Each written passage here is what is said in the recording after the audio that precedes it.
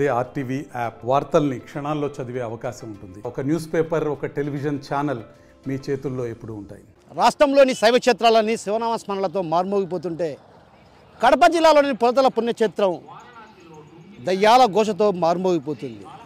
పూనకాలతో ఊగేవారు ఇంకొందరైతే పొర్లుడు దండాలతో హోరెత్తించేవారు మరికొందరు, వెర్రివేషాలతో వెకిలి చేష్టలు చేసేవారు మరికొందరు. లక్షలాది మందుల భక్తుల అమాయకత్వాన్ని ఆసరాగా చేసుకొని దయ్యాలున్నాయి, చీడ పీడలున్నాయంటూ వదలగొడతామంటూ నకిలీ భాగవతంపై కడప నుంచి ఆర్టీవీ ఎక్స్క్లూజివ్ గ్రౌండ్ రిపోర్ట్.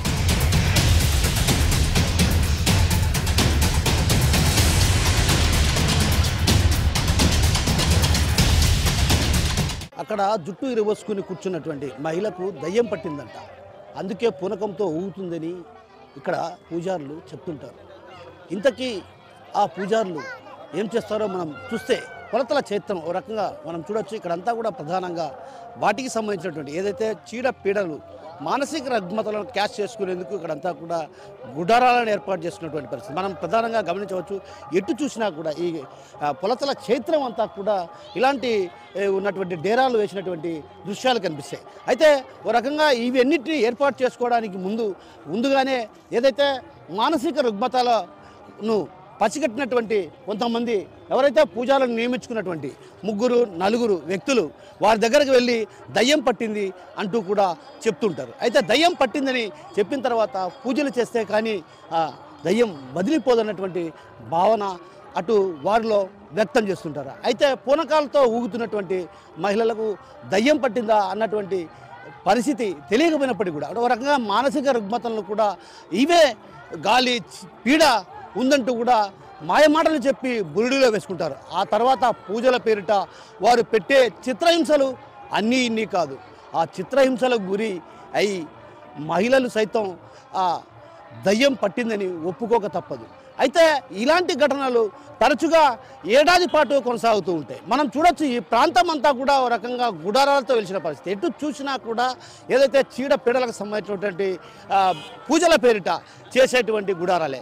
వీటికి దాదాపు లక్షల్లో ఖర్చు చేస్తారు. ఈ ఖర్చు చేసిన సొమ్మంతా కూడా ఎవరైతే దయ్యం పట్టిందని చెప్తుంటారో వారి వద్ద నుంచి వసూలు చేస్తుంటారు. ఆ వసూలు చేసిన సొమ్ముకు ప్రస్తుతం ఇక్కడ పొలతల్లో ఎవరైతే పూజారి ఉంటారో పూజారికి సంబంధించినటువంటి 4 వ్యక్తులు ఇక్కడ మాటు వేస్తారు. వారంతా కూడా ఎవరైతే మానసిక రుగ్మతలు అంటే ఒక రకంగా మానసిక రోగి ఎవరైతే ఉంటారో వారిని క్యాష్ చేసుకునేందుకు, వారిని వలవే వేసుకునేందుకు ప్రయత్నాలు సాగిస్తారు. ఆ తర్వాత పూజల పేరిట సావబాదిన తర్వాత తాపీగా వారి వద్ద ఉన్నటువంటి సొమ్ముతో పాటు నగలు కూడా వదిలేస్తే దయ్యం వదులుతుందన్నటువంటి భావన అటు కొంతమందిలో వ్యక్తం చేసిన పరిస్థితి. ఇలాంటి పరిస్థితుల నేపథ్యంలో అటు పోలీసుల సమక్షంలోనే ఈ తంతంతా జరుగుతుంటుంది. కానీ ఈ తంతు జరుగుతున్నప్పుడు కూడా పోలీసులు కూడా అడ్డు చెప్పరు. ఎందుకంటే అక్కదేవతల పవర్ అలాంటిది, అక్కదేవతల్లో ఉన్నటువంటి శక్తి అలాంటిది.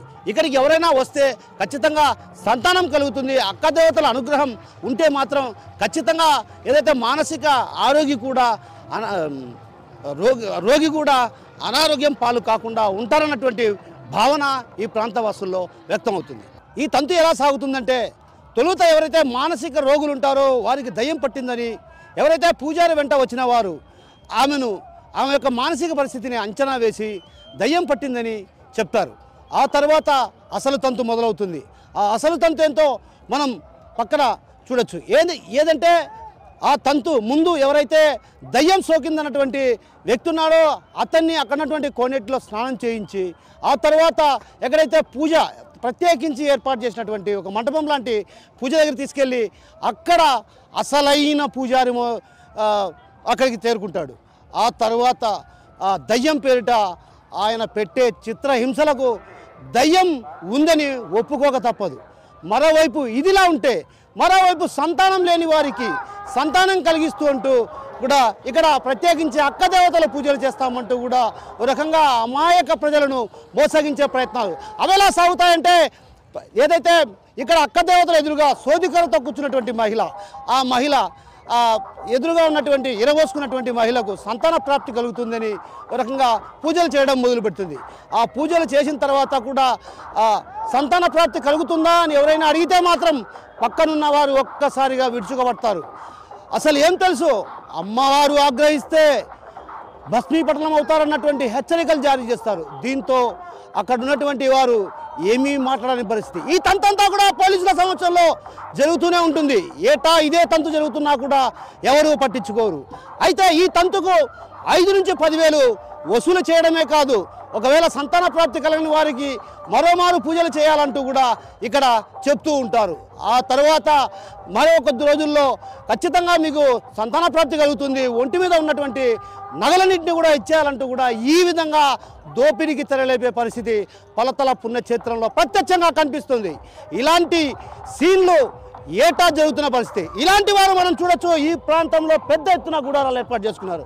వీరంతా కూడా లక్షలాది రూపాయలు వెచ్చించి ఈ గుడారాలు వేసుకుంటారంటే వారు ఏ స్థాయిలో వసూళ్లకు పాల్పడతారో మనం అర్థం చేసుకోవచ్చు. పొలతల క్షేత్రంలో దాదాపు కొన్ని వందల మంది, దాదాపు 500 గుడారాలు ఇలాంటివి వెలిశాయంటే కదా, ఆ గుడారాలు ఎందుకు వేశారంటే కేవలం ఏదైతే మానసిక రుగ్మతలు, ఎవరైతే ఆ మానసిక రోగిగా ఉన్నటువంటి వారికి దయ్యం పట్టిందని, చీడపొడలు పట్టాయన్నటువంటి భావన వారిలో కల్పించి ఆ తర్వాత అసలైన పూజారి దగ్గర తీసుకెళ్ళి దండుకునేటువంటి ఘటనలు కోకొల్లలుగా జరుగుతూ ఉంటాయి.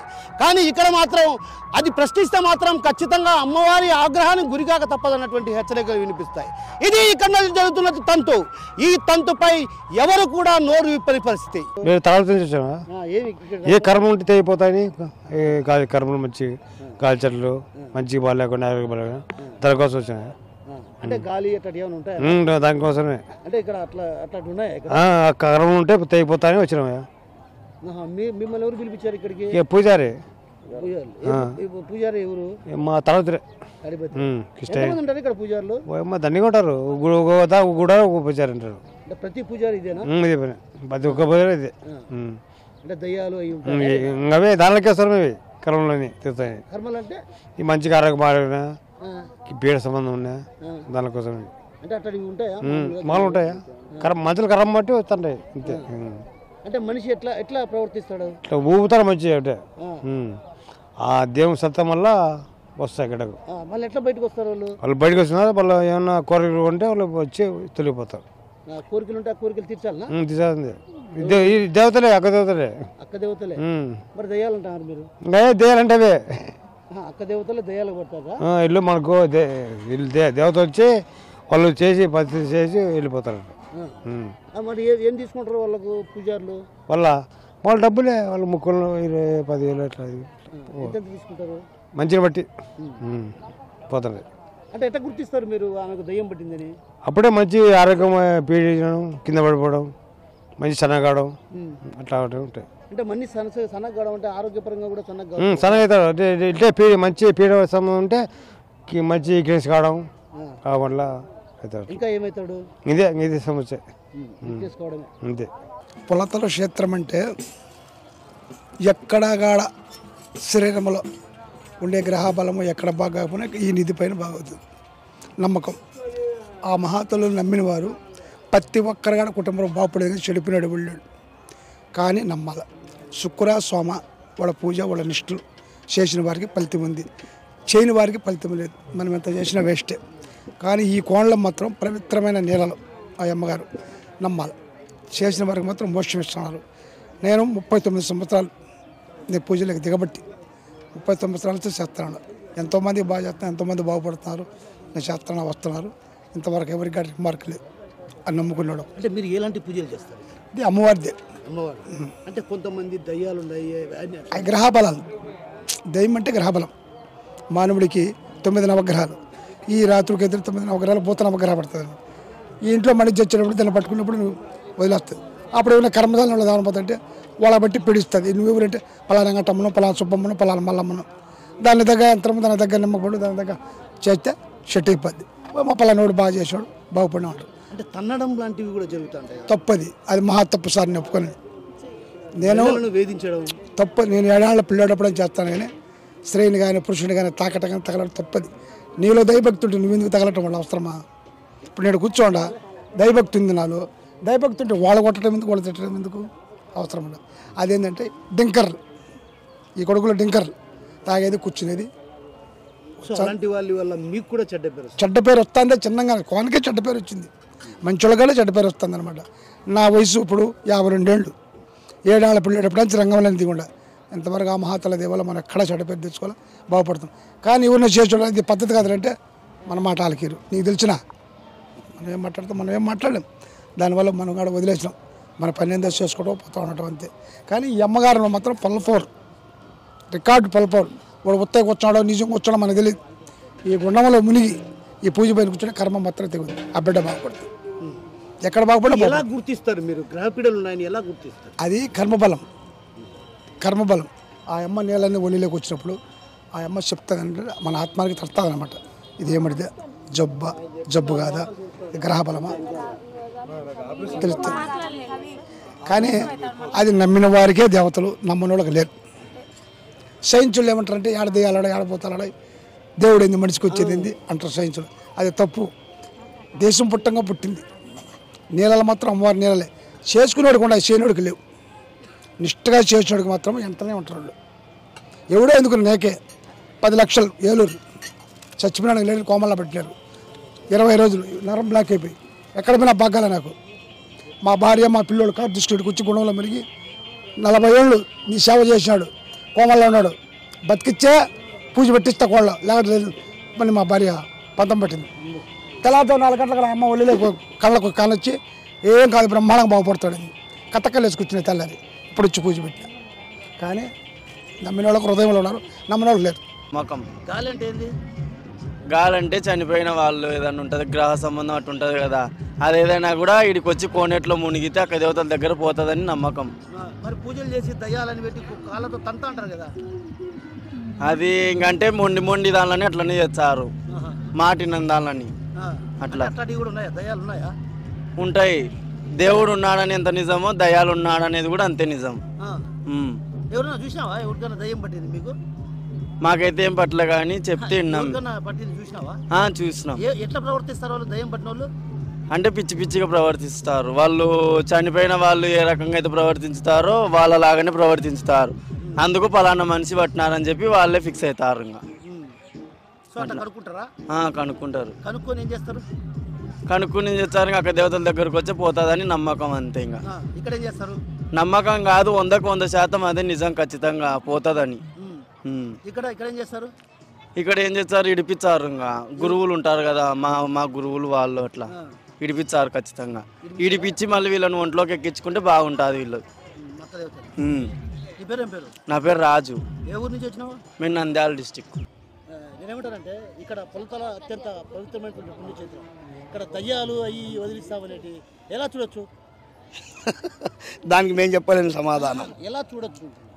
నువ్వు నీ పేరు ఏం పేరు? నా పేరు కిషోర్. రేపు రాత్రికి 11 గంటలకు ఇక్కడ ఉండు. ఒక ఒక ఒక గొప్ప నీకు విచిత్రం అయిపోయింది. మనము ఒక స్త్రీ వంగి లేచే చీర పక్క పోతుంది. ఆ దేవుడు మెరవనేటప్పుడు ఆ దయాలనేటి వచ్చి కాళ్ళు కిందికి, తలకాయ కిందికి పెట్టి కాళ్ళు పైకి కొడుతుంటాయి. అంత చీరన్న పక్క పోతుందేమో రేపు రాత్రికి చూడు ఇక్కడ. అది ఎంత వండర్ అనుకోవాలి మనం. దయాలు ఉన్నాయో లేవో మనకు తెలియదు. అట్టాడి కాదులే, అయ్యారు చెప్పాల్సింది, దానికి సంబంధం లేదులే.